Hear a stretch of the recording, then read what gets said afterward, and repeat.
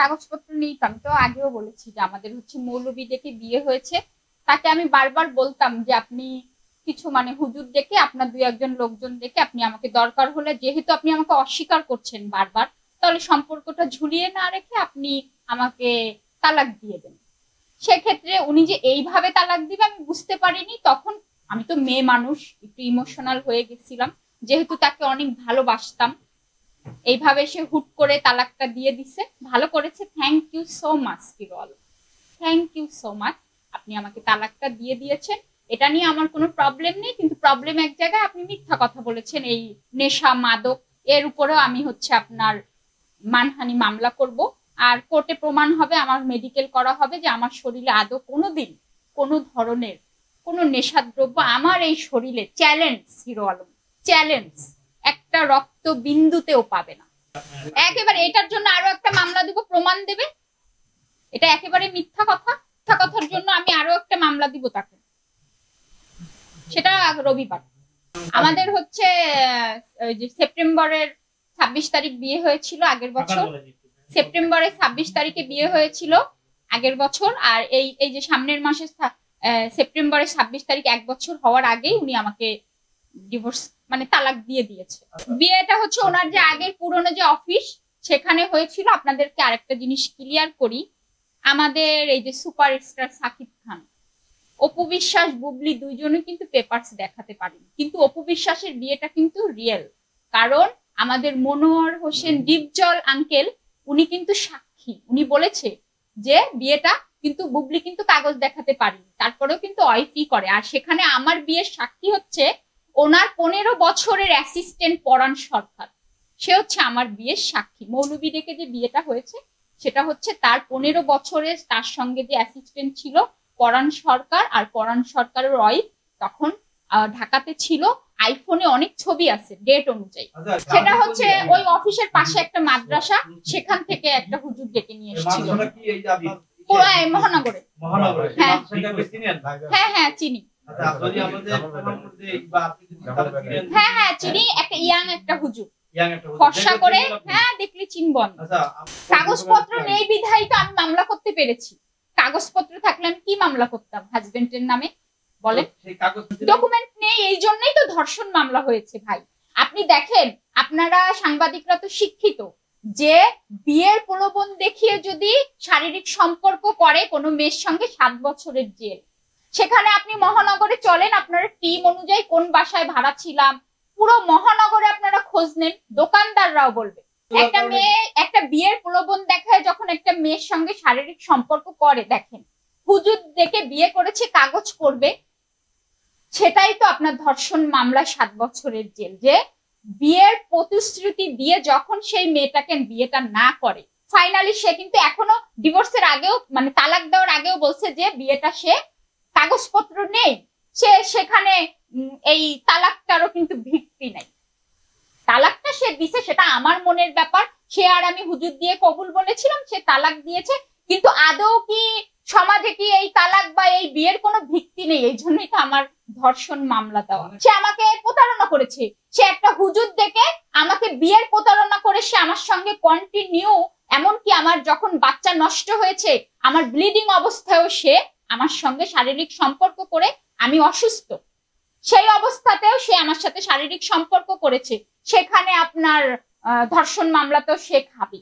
আমার বাচ্চা নষ্ট করা যে সিগনেচার, বগুড়াতে আমার বাচ্চা নষ্ট করা হয়েছে, বগুড়ার হসপিটালে। সে আমাকে তার বাড়িতে পিটায়ে রক্তাক্ত অবস্থায় আমাকে বগুড়ার হসপিটালে নিয়ে আমার ডিএনসি করা হয়, সেখানে তার মেয়ের সিগনেচার আছে, তার মেয়ের নামেও ব্রণ হত্যা মামলা হয়েছে। সে আমাকে বউ হিসাবে ধর্ষণ করেছে, সে তো আমাকে 4-5 জন নিয়ে ধরে নিয়ে ধর্ষণ করেনি, আমাকে তো রাস্তা থেকে তুলে নিয়ে ধর্ষণ করেনি। সে বউয়ের সাথে শারীরিক সম্পর্ক করেছে, সে প্রতারণা করেছে বউ বানিয়ে। সে বউ বানিয়ে এই যে হুজুর ডেকে বিয়ের নাটক, এটা প্রতারণা নয়?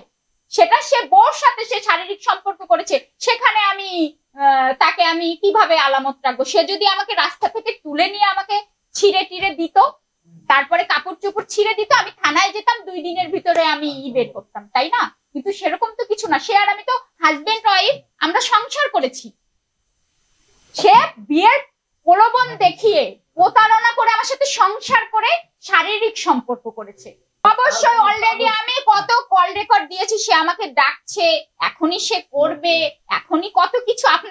আপনাদের আমি বুঝি না, হিরো আলম ডেকে বসে, ও তো কালকে আপনাদের ইন্টারভিউর সময় কিন্তু ও মদ খাওয়া ছিল, আমার কাছে কল রেকর্ড আছে। আগের দিন টাল হয়ে আমাকে বলে, এই তোকে আমি করেছি, রাস্তায় বাচ্চা ফলাইছি, আমি দিব, পরে আমি দিব, সমস্যা নেই, এর ভেতরে ওটা ঢুকাবো না, আমার কাছে সব প্রুফ আছে। এই যে আইফোনে কখন কি কথা হয়েছে সবকিছু আছে, সবকিছু আছে।